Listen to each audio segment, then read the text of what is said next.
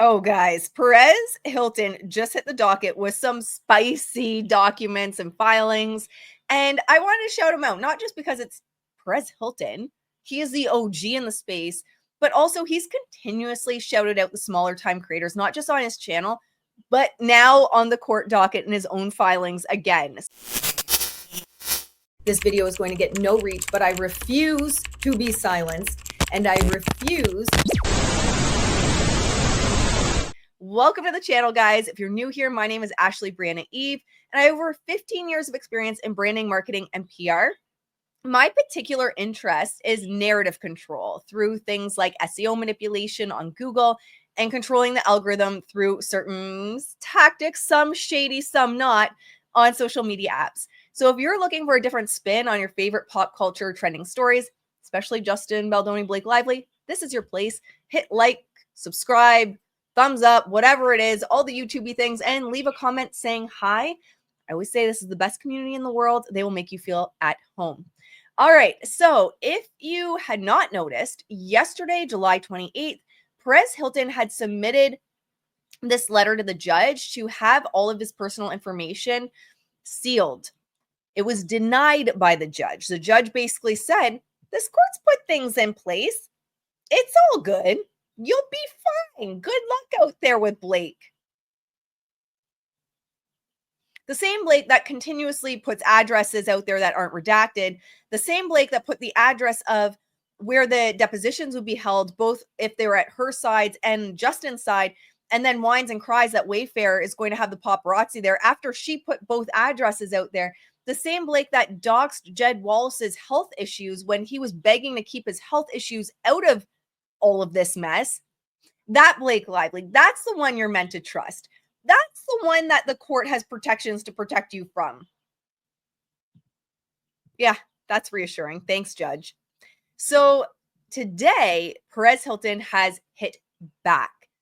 And he says on July 19th, 2025, I was served with a sweeping third-party subpoena issued by plaintiff's counsel, demanding private communication, unpublished materials, and internal records based solely on the fact that I publicly discussed this case of great civic interest, it is, as part of my work as a journalist and media commentator. The OG. I would have fully supported you, Perez, with putting the OG in there. Examining other filings in this court, I'm not alone in being targeted. Several other non-party creator journalists have also received similarly burdensome subpoenas from the plaintiff. This pattern raises serious concerns of discovery abuse, forum harassment, and an attempt to chill protected First Amendment speech. Plaintiff Blake Lively is on a fishing expedition and is seeking to harass and intimidate her critics, resulting in many creators having to spend thousands of dollars to respond to these legally unfounded subpoenas. And he's got the exhibits, guys. He came prepared. A self-proclaimed champion of women, Miss Lively has targeted mostly women in this shameful attempt at chilling protected speech, even targeting victims of domestic abuse.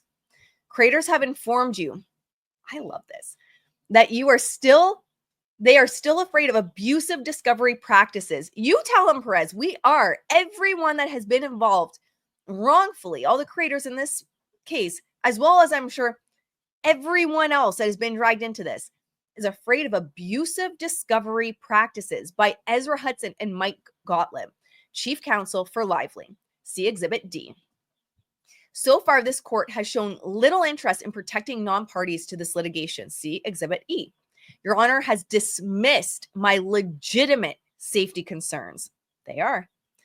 It is not my job. I love this. It's so sassy. It's the right amount of sass. I appreciate sass. It is not my job or responsibility to inform you of this, but as of today, this court's docket is still sharing what is believed to be the home address of Matthew Mitchell and Cynthia Barnes Slater, neither of whom are defendants in this litigation, nor is their exact location of interest to the greater public good. See Exhibit F and G. As of July 29th, both of the below links are live on your docket and revealed to the world who is closely watching every filing in this case, information that could lead to harassment or physical abuse of these non-parties. The same could have happened to me, a public figure with minor children living at home, and Your Honor showed little care. These threats are not merely hypothetical, they are very real. I can't believe I'm reading this word for word, but I'm just like cheering Perez on with every word.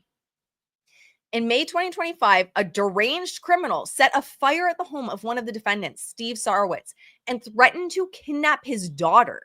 How is that? This is my own commentary. How is that not woken the judge up to what is going on? I don't understand. If that doesn't wake people up to the realities of not just what is going on in this case with people being doxxed, but some of the people on pro Blake side, I don't know what to tell you.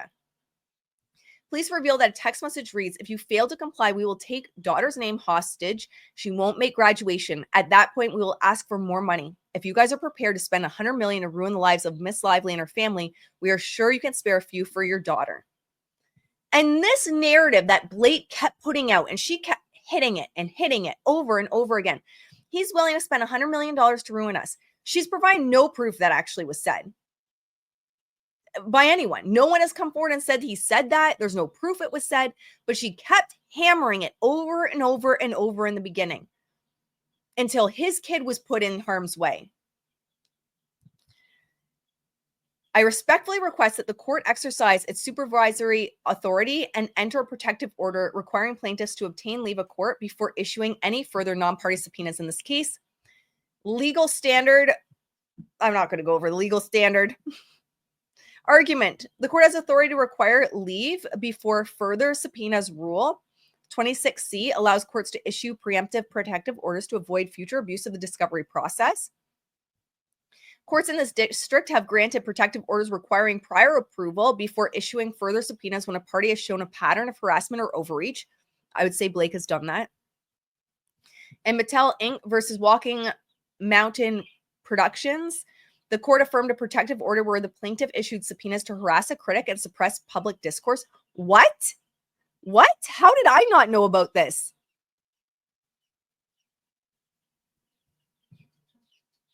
Judge Lyman, are you paying attention? I didn't know it had been done. The burden on non-parties warrants court intervention. Non-parties should not be forced to spend time, energy, or legal resources defending against vague and overly broad discovery requests. Subpoenas directed at journalists or media figures are especially concerning as they may impinge on rights protected by the First Amendment and the reporter's privilege. C, requiring leave of court is a modest, fair safeguard. This request does not bar discovery. Instead, it seeks a limited procedural safeguard, requiring that future non-party subpoenas be approved by the court before service. This is a measured response to an emerging problem, not a blanket prohibition. So good. Conclusion. For the foregoing reasons, I respectfully request that this court issue a protective order requiring plaintiff to seek leave of court before serving any further subpoenas on non-parties in this case. And then he has a declaration in support of his motion for protective order. Sorry if you hear crunching in the background. My dog is eating her dinner. Hopefully she'll stay quiet. This says, I am a non-party. I know Ezra Hudson likes to call all the content creators third parties.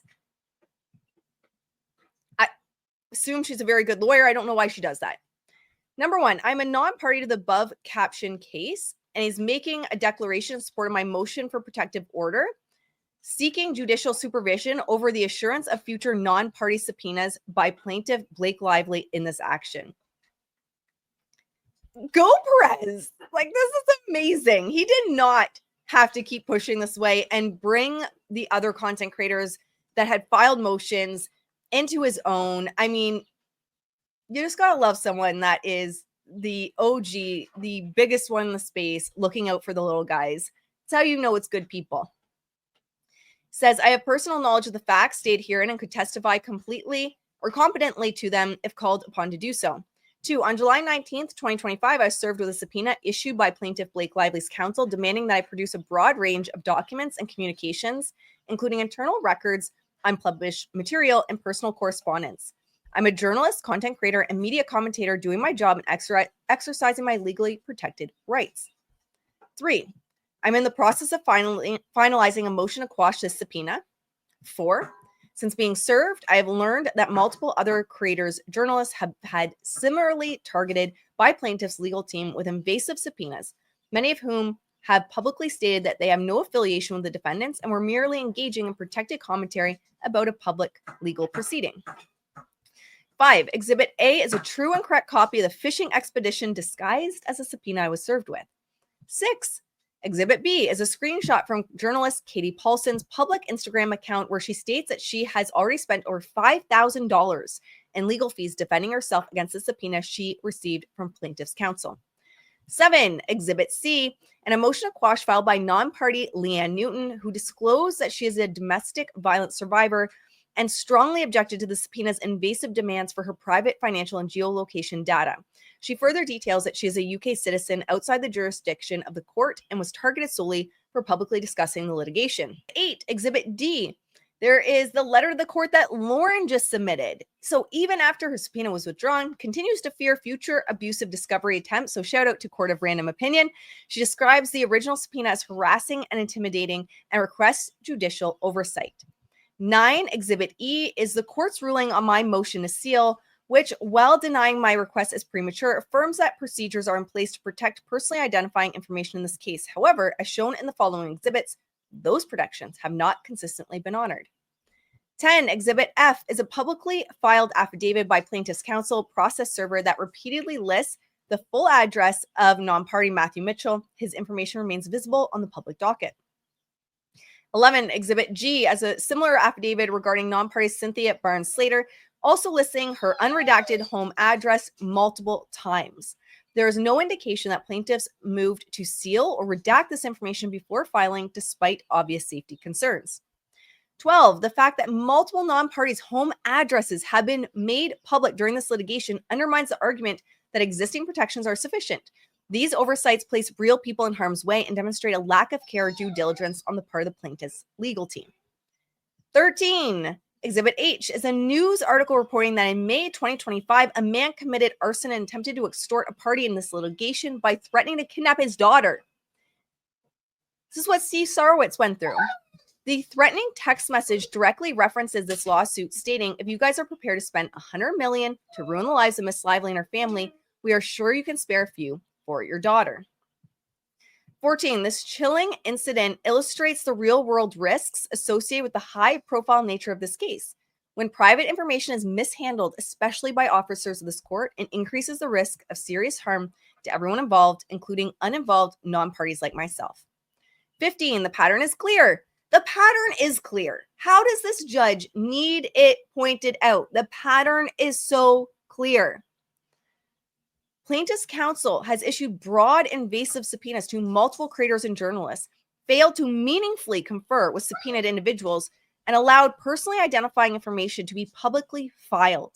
These actions create an undue burden, chill free expression, and raise profound privacy and safety concerns. 16. I respectfully request that the court grant my motion for protective order and require plaintiffs to seek leave of court before issuing any future subpoenas to non-parties. This limited procedural safeguard will help ensure that discovery remain fair, proportionate, and does not cause further harm to individuals who are not parties to this lawsuit. Perez, this is amazing. I declare under penalty of perjury under the law of the United States that the foregoing is true and correct. This is so good. It's so good. Thank you, Perez, for keeping this conversation going. I know you are still working with your motion to quash, and the fact that you keep bringing up what has happened to the content creators is absolutely incredible and very much appreciated. And I love the sass. And you're right. You shouldn't have to be bringing this up to the judge. What I found, nobody wants to hear.